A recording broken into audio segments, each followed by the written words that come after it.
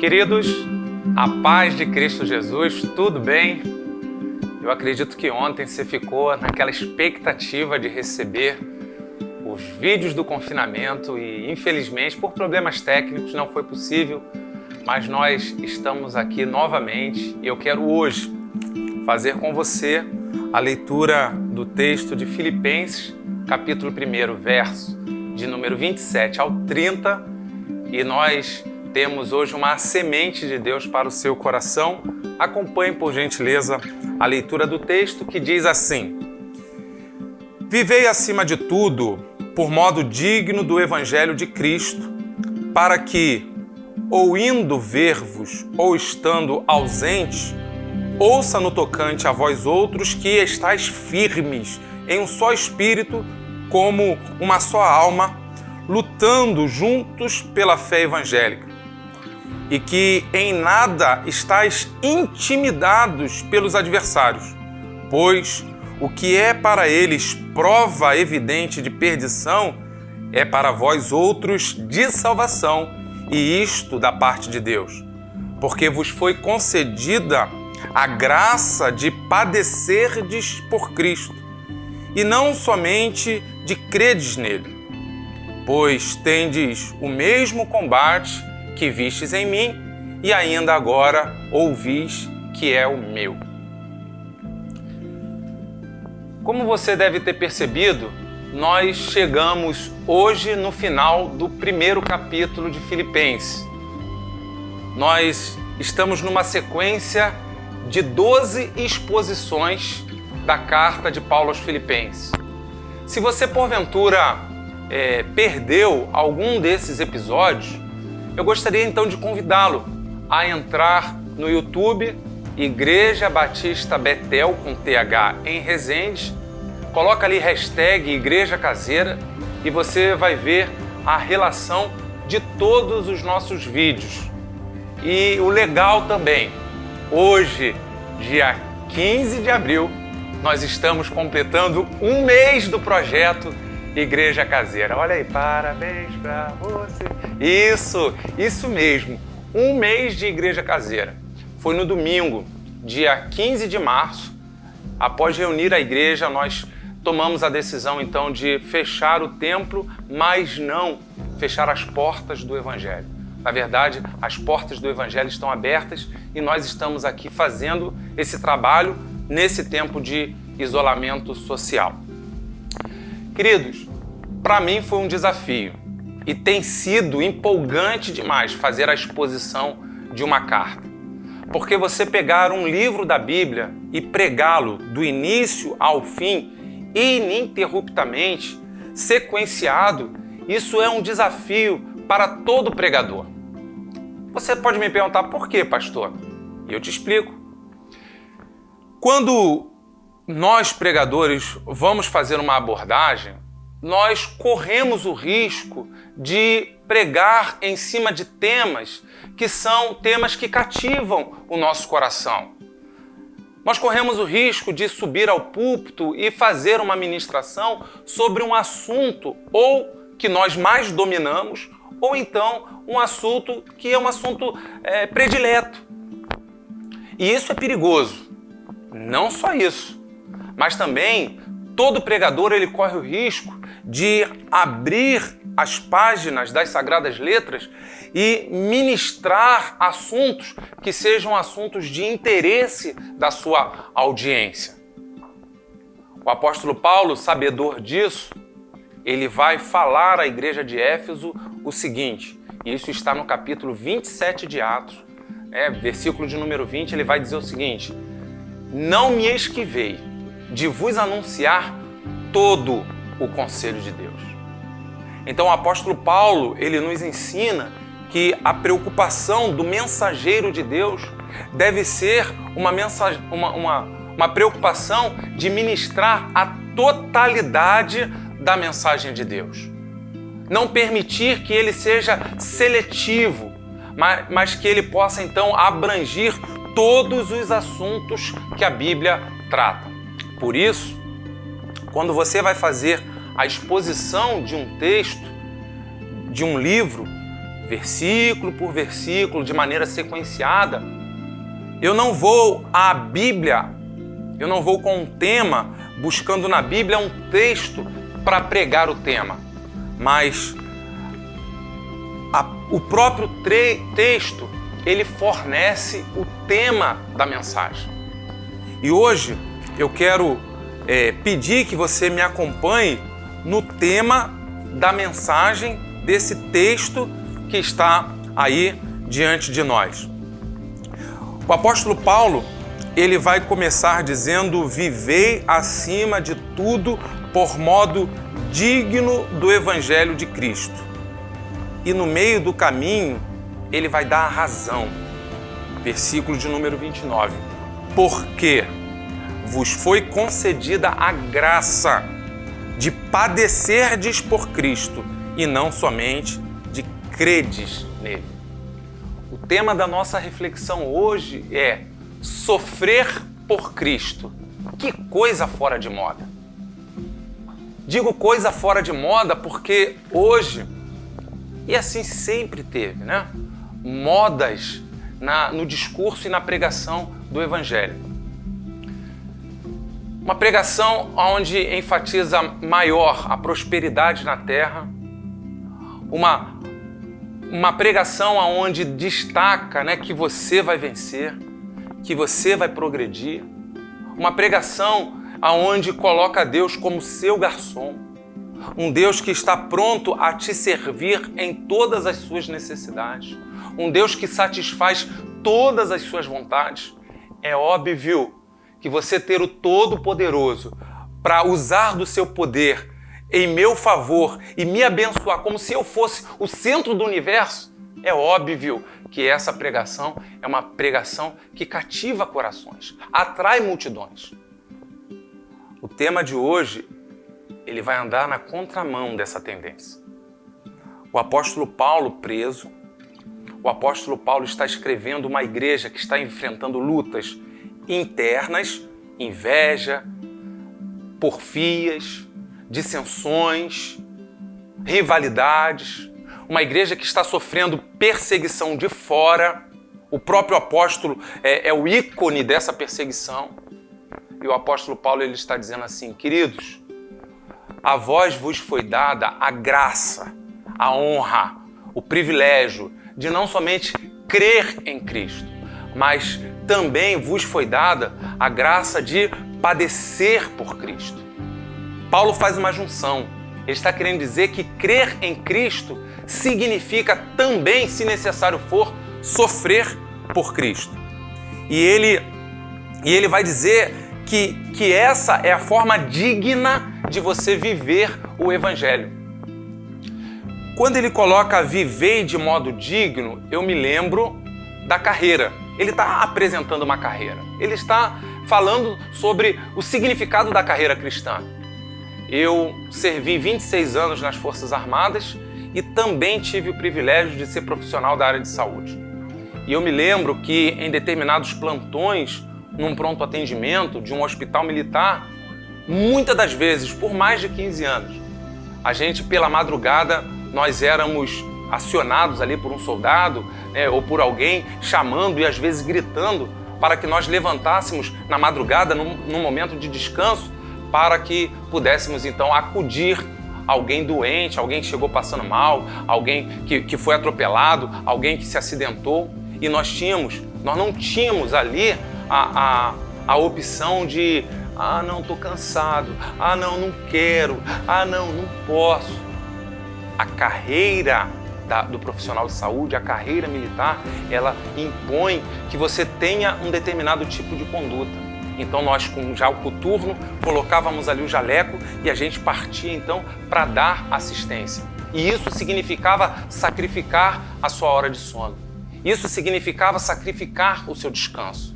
Ali não cabia a gente discursar do tipo assim: poxa, mas eu já trabalhei 12 horas, desde 7 horas da manhã, poxa, já trabalhei tanto tempo e agora na hora do meu descanso. Não, o seu descanso vai ser sacrificado em favor do outro. E Jesus Cristo está dizendo isso sobre a carreira cristã. E muitas profissões, elas exigem sim sacrifício. Você acha que é agradável, interessante um policial ter que alvejar criminosos e trocar tiros? Ele sai de casa, dá um beijo na sua filha, na sua esposa? Não, mas é a carreira. E a carreira exige determinadas posturas. O que Paulo está dizendo é justamente isso. A carreira cristã. Viver de modo digno uma carreira cristã. E para desenvolver isso, ele vai usar expressões de cunho militar. Nesse pequeno trecho, é um trecho rico em expressões militares. Por exemplo, ele vai usar aqui no versículo de número 27. Estais, pois, firmes em um só espírito. Essa palavra aqui, estar firme, dentro do ambiente militar, nós utilizaríamos a expressão rusticidade. Seja rústico, seja resistente, não esmoreça, não se entregue com facilidade, resista. E ele continua falando, estais firmes em um só espírito, como uma só alma, lutando juntos pela fé evangélica. E aqui ele já traz a ideia realmente de um combatente, marcialidade, esse ar de um guerreiro, uma postura de um guerreiro. E ele ainda continua dizendo, e que em nada estáis intimidados pelos adversários. A ideia de você não se acovardar diante das oposições. A ideia de você não recuar diante do inimigo. Não se acovardar, não estejam intimidados. E ele continua ainda dizendo no versículo 13, pois tendes o mesmo combate que vistes em mim. Paulo usa essa linguagem para encorajar a igreja a levar o seu compromisso com Deus até as últimas consequências. E nós vivemos um tempo, queridos, de crise de compromisso. Nós vivemos hoje um tempo de crise de fidelidade. Infelizmente, nós temos muita gente dentro desse ambiente evangélico, dentro dessa atmosfera da igreja, nós temos muita gente que não consegue nem viver o evangelho, quanto mais sofrer e morrer por Cristo. Temos pessoas que por muito pouco se entregam às paixões, às vaidades e à vida pecaminosa.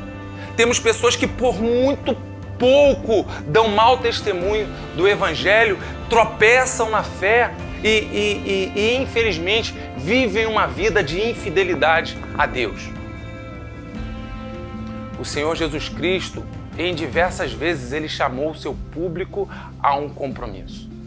Ele falou com um jovem rico para que vendesse tudo o que tinha, desse aos pobres e pudesse então, sem riqueza nenhuma, vir e seguir a Jesus.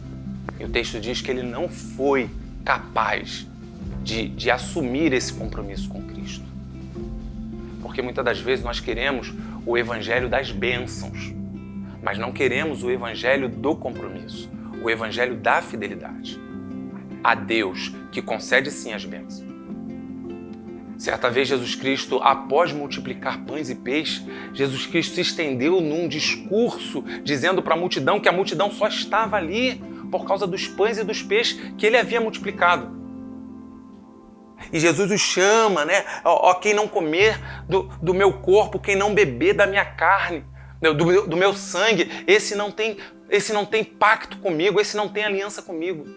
E o texto vai dizer que as pessoas então começam a virar as costas. E no capítulo 6, ali entre o versículo 60 e 70, vai dizer que muitos dos que estavam com ele já não mais o seguiam. Viraram as costas dizendo, duro é esse discurso.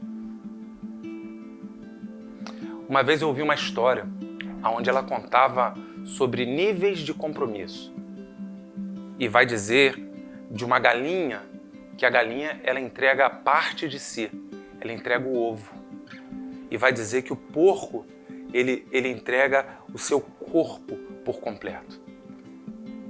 Na verdade, o que o Evangelho me chama, te chama e chama todos os homens é para um compromisso completo com Deus, para um compromisso total com Deus. E para que você não pense que isso é algo de um texto isolado, Eu poderia citar outros textos aonde o apóstolo Paulo fala sobre isso, mas eu quero dar um passo a mais. Eu quero falar de um outro texto aonde um outro escritor ele vai falar do mesmo assunto, e esse autor é Pedro. E Pedro, no capítulo 4 da sua primeira carta, vai dizer assim: amados, não estranheis o fogo ardente que surge no meio de vós, destinado a provar-vos, como se alguma coisa extraordinária vos estivesse acontecendo. Pelo contrário, alegrai-vos na medida em que sois coparticipantes dos sofrimentos de Cristo, para que também na revelação de sua glória vos alegreis exultando. Se pelo nome de Cristo vós sois injuriados, bem-aventurados sois, porque sobre vós repousa o Espírito da glória e de Deus. Não sofra, porém, nenhum de vós como assassino, ou ladrão, ou malfeitor, ou como quem se intromete em negócios alheios. Versículo de número 18. E se é com dificuldade que o justo é salvo, onde vai comparecer um ímpio? Sim, o pecador. Por isso, também os que sofrem segundo a vontade de Deus, encomendem a sua alma ao fiel Criador na prática do bem. O que o texto está dizendo é que também existe um tipo de sofrer segundo a vontade de Deus. Os apóstolos, todos, exceto João, todos foram martirizados. Foram homens que não deram parte de si. Não foram homens que se entregaram de maneira parcial. Foram homens que viveram integralmente o chamado de Deus. Então a nós não foi dado somente a honra de crer no Evangelho, mas a nós também foi dado a graça de padecer pelo Evangelho, sofrer por Cristo. No capítulo 2, nós vamos falar um pouquinho mais sobre isso, a partir das próximas meditações. Eu quero encerrar com você, deixando a seguinte frase: Deus, Ele não aceita um homem inteiro que se entrega pela metade, mas Ele aceita um homem pela metade que se entrega por inteiro. E essa palavra foi dada a um cadeirante que, diante de uma pregação, aquele homem foi se aproximando do pastor choroso e ele, olhando a sua condição, cheio de limitações, um homem que funcionalmente, somente da cintura para cima, a sua parte de baixo, seus membros inferiores, impotentes. Aquele homem grita para o pastor e faz essa pergunta: pastor, será que Deus aceita um homem como eu? Um homem pela metade? Ao que o pastor sabiamente respondeu: Deus aceita um homem pela metade que se entrega por inteiro, mas Deus não aceita um homem inteiro que se entrega pela metade. Jesus Cristo vai dizer: quem comigo ajunta ou espalha. Ou seja, ou você está dentro ou você está fora. Ou você é ou você não é. E os tempos de tribulação e os tempos de dificuldade são tempos que fazem a separação. A separação do joio e o trigo, a separação do bode e da ovelha, a separação do crente raiz e do crente Nutella, e como a gente dizia no exército, para encerrar, a separação dos homens e dos meninos.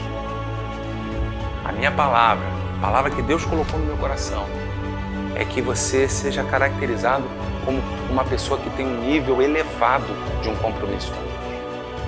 E que você esteja disposto a viver a causa do Evangelho de maneira integral. Porque você já sabe que Deus não dá bênção pela metade. E Deus também espera que você se entregue a Ele por inteiro. Recebe essa semente de Deus. Um grande abraço e um beijo no seu coração.